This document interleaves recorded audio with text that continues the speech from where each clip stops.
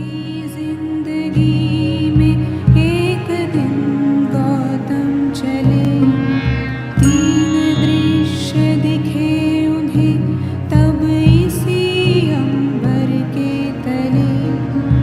एक रोगी, एक वृद्ध, एक शव को देख के।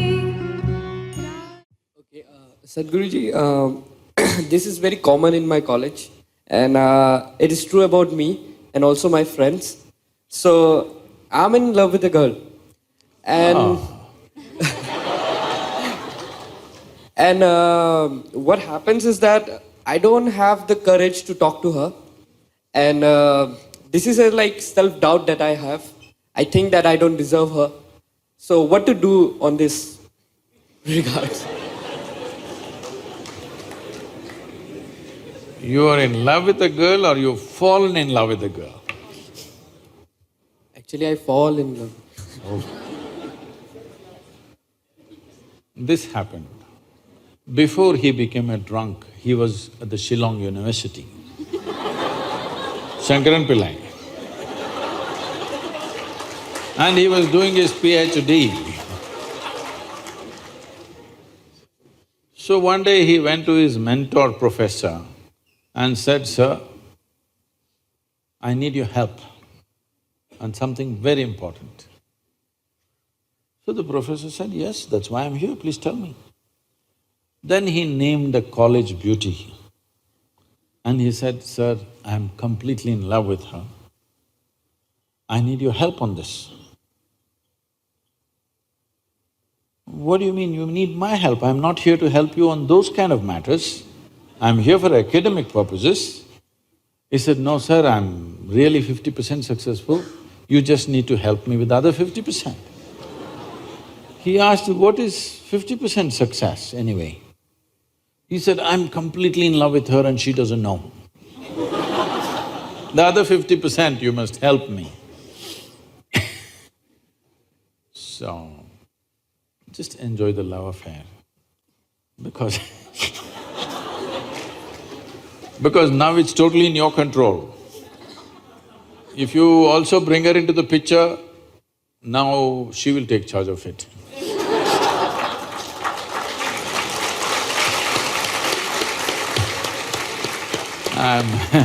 I'm not saying you should not fall in love with somebody, but don't be in a rush to live. At this stage in your life, see how to build yourself up into a worthwhile life, then things will come to you in a certain way. If you rush into life too early, then other aspects of growth will it'll get stunted. Because you got emotionally entangled, now you immediately… the girl says, "I'm going to come with you tomorrow morning." Then immediately you have to find some job, you've not completed your engineering, you will find one auto rickshaw to drive. Arey, all these things will happen. Love does all these things to you. So just… you're having a great love affair, just enjoy it, don't tell her.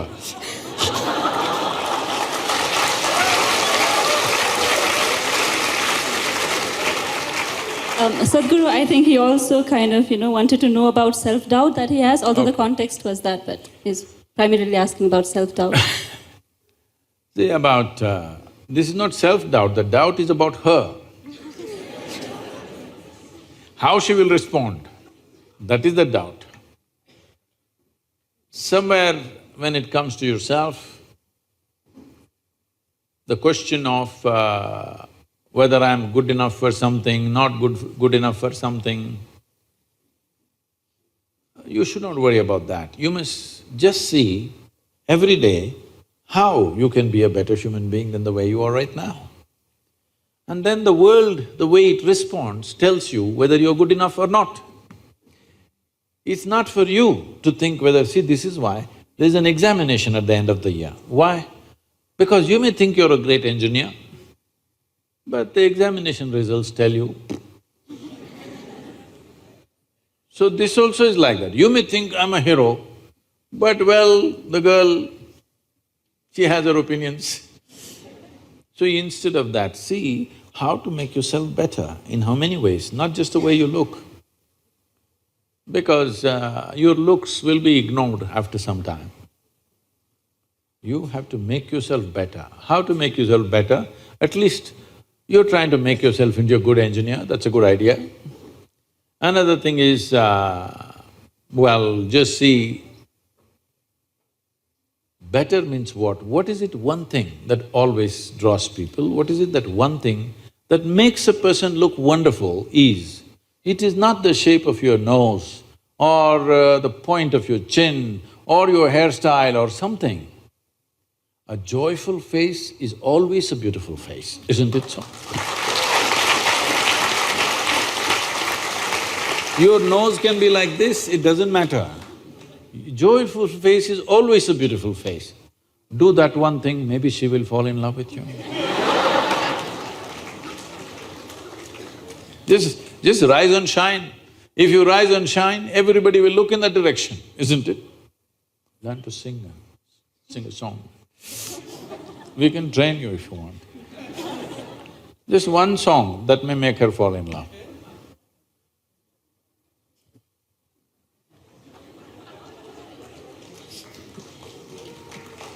You should soon join the school of Isha for singing courses. We feel parents today are becoming liberal with their children in many aspects. However, when it comes to intercaste and interreligion marriage, people are still orthodox and people draw a rigid line that children cannot cross. Is it merely because of the fear of society? As the saying goes, sabse bada rog kya kahega log. So as a youth, what can we do to convince our parents and bring them out of this social fear? See, the fear may not be about just what somebody says. We must understand the caste system for what it is. Well, before I say that, I want you to understand this. I never ever asked anybody, what is your caste, because it doesn't even occur to me in my mind. So I'm against intercaste marriages because somebody will take this one sentence and make me into trouble, but I keep doing this always because it's by intent. I am against intercaste marriages because, first of all, why the hell do you identify with the caste and then try to do inter?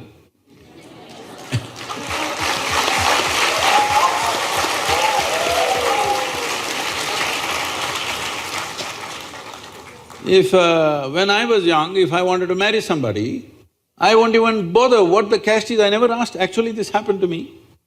My wife, I never asked what's her caste.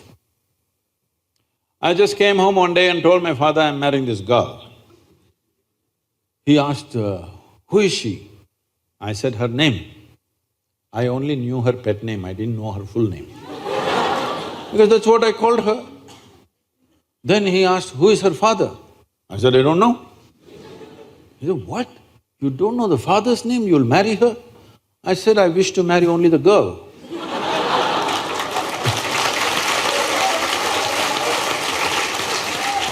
I don't wish to marry her father, nor his property, nor his kanda, nor anything, I'm just marrying the girl. So what caste are they? I said, I don't know. What, you don't know their caste? I said, I don't know. Because except what people have told me, even I don't feel my caste anywhere. I have uncasted myself completely, I'm not cast in anything. So I didn't check her caste either. Then somebody came, once this happens in the family, all the uncles and aunts and others, they are all warriors. They all get into the act. They came and said, we don't even drink water in their house. Their caste is like that. I said, did they invite you?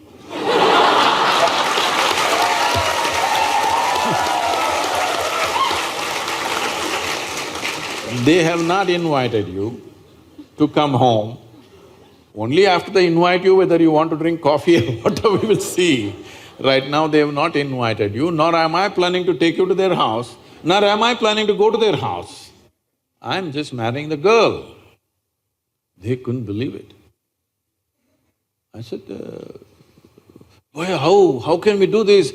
Our families can't sit together, they're caste. I said, I never said I'm inviting you to my wedding either.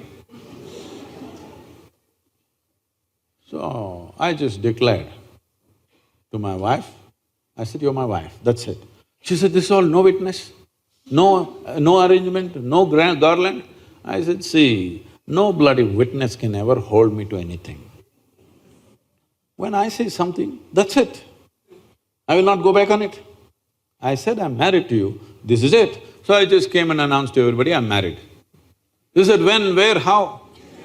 That's not your business. This is my wife, then that's it.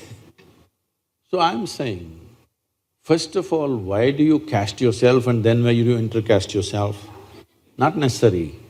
But there is a social situation, that is, in this country, why this caste system stuck on like this is, this was the only means of transmitting skills. Suppose your father is a goldsmith.